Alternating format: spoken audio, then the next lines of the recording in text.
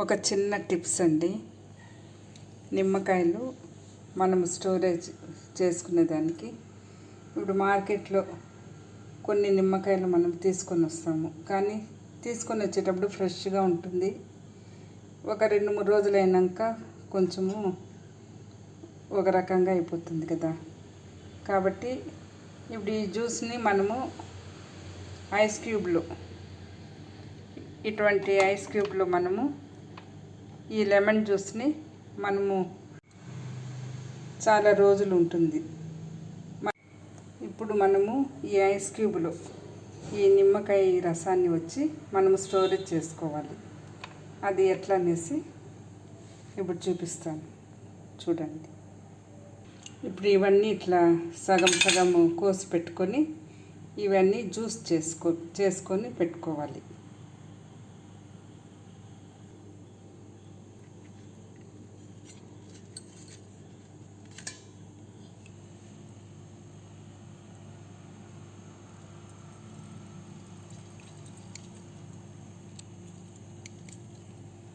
చేసుకోవాలి నిమ్మకాయ జ్యూస్.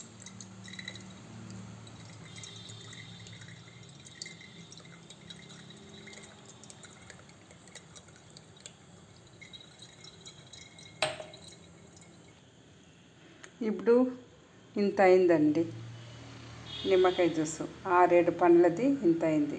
ఇప్పుడు ఈ జ్యూస్ని మనము ఐస్ క్యూబ్లో కొద్దిగా పోసి పెట్టుకుంటే స్టోరేజ్ కొద్దిగా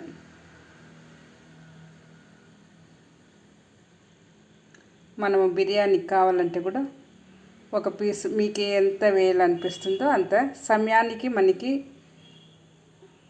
యూస్ అవుతుంది. పులుసన్నం కావాలంటే ఇది ఒకటి చేసుకోవచ్చు అన్నమాట. మనం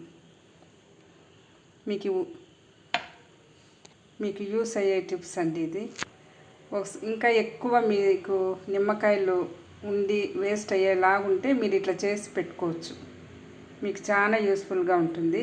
ఇప్పుడు ఇది వచ్చి డీప్ ఫ్రిడ్జ్లో పెట్టుకోవాలి. డీప్ ఫ్రిడ్జ్లో పెట్టుకున్నామంటే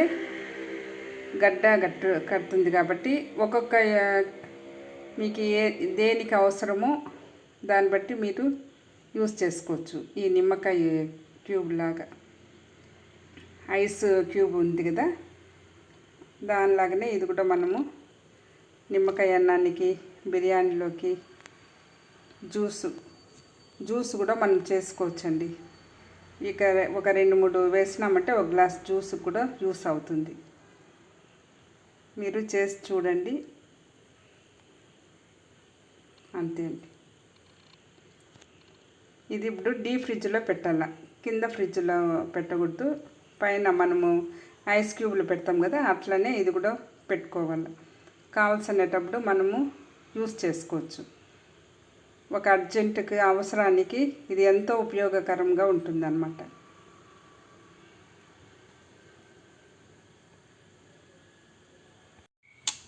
ఇలా డీప్ ఫ్రిడ్జ్లో పెట్టుకోవాలి.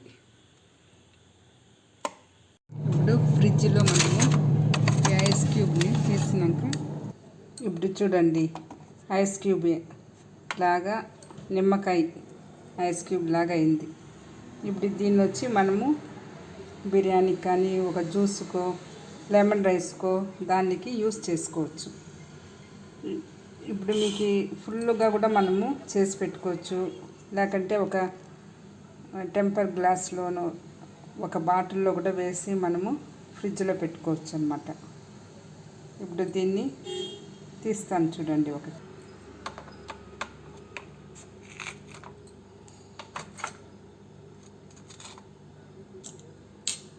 ఇప్పుడు చూడండి, ఇట్లా ఐస్ క్యూబ్ లాగా లెమన్ మనము ఐస్ లాగా అయిపోయింది చూడండి.